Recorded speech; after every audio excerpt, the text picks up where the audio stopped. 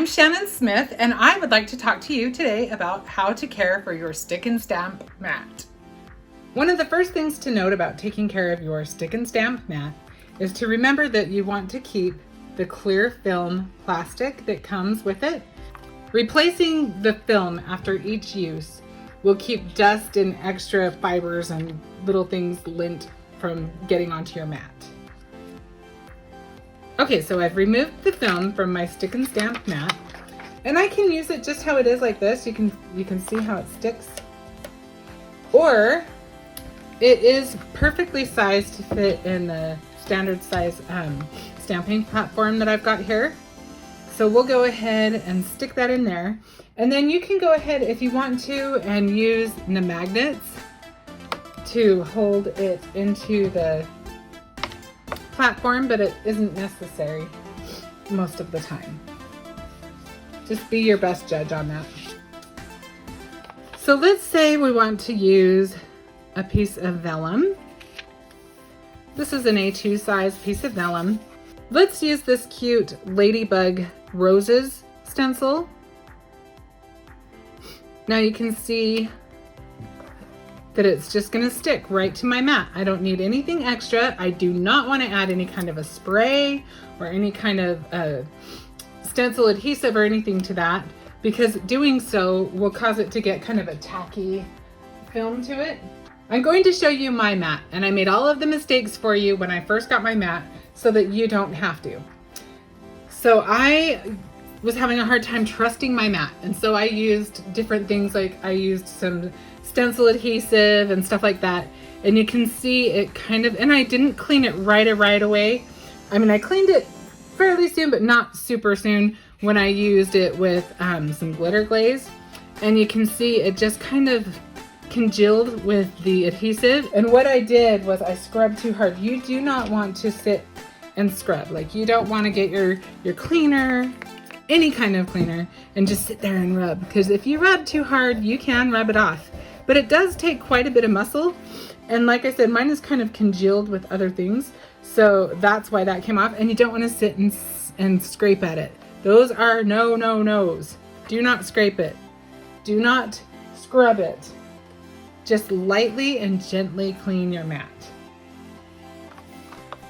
Like I said before, you can use soap and water, but the best way to clean your mat is going to be with your Squeaky Clean Mat Mist.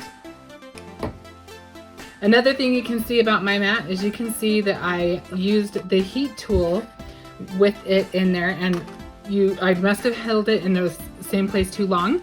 This is what it'll do. It'll work if you use your heat tool with it, especially if you hold it in place for too long. So there are some don'ts right there. Another don't that I want to emphasize is that you do not want to submerge this in water. It is perfect for cleaning up, and you can do a little bit of soap and water on it, but you do not want to submerge the mat in water. Okay, so that being said, you can see I didn't have to add any kind of adhesive. The most I would need to do is maybe if the stencil came too close to the edges, or if the paper was bigger, I would tape it maybe to the edge where there is no adhesive, or to my stamping platform itself.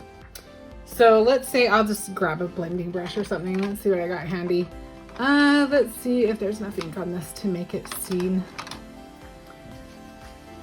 So we're just gonna play with this, and we're gonna go, oops, I got some on my mat. No big deal. We just got carried away when we were blending.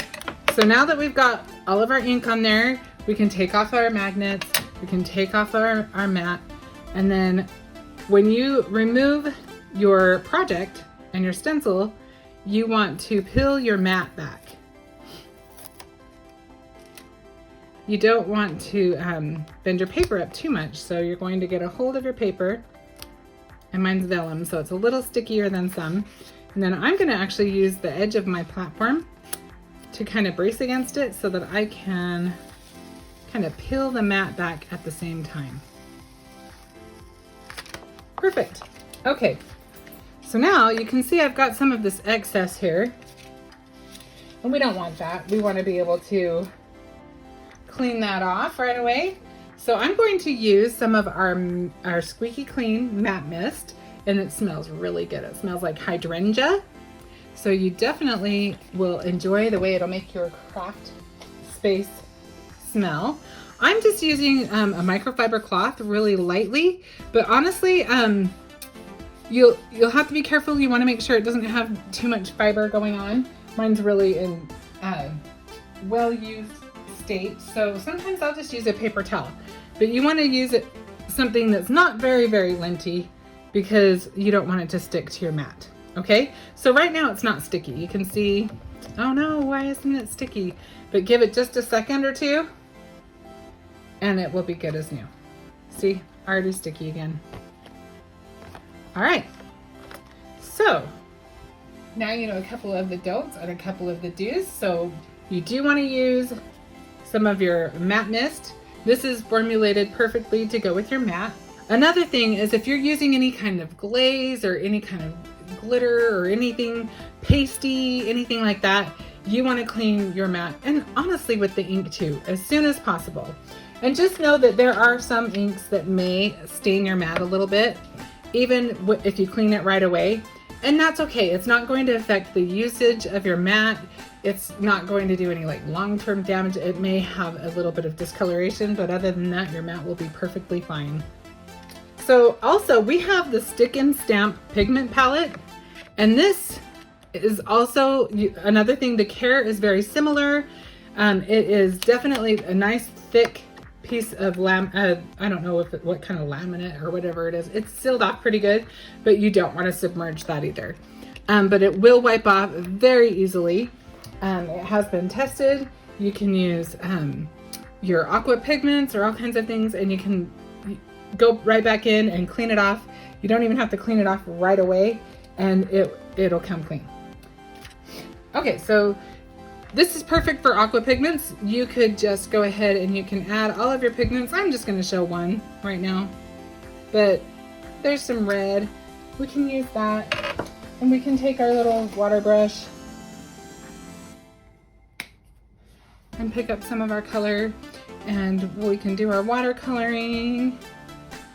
And oh, okay, I think I'm done with that. So now I just need to clean up my mat. So now I can just take a paper towel, wipe it right off. And if I'm concerned about the color, I can just I would just spray my paper towel, honestly, and wipe it down that way. Perfect. You can see it's already clean. It came clean really with the first one. All right.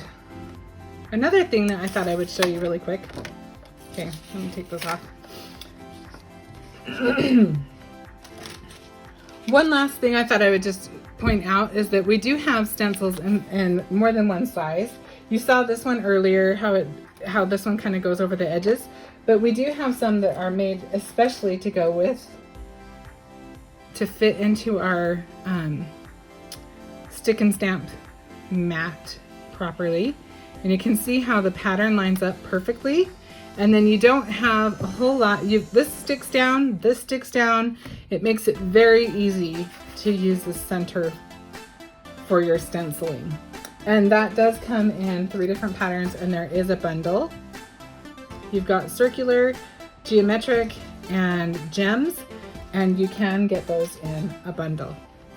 So those are just a few tips to care for your Stick and Stamp mat, and I hope that you get lots of uses out of yours.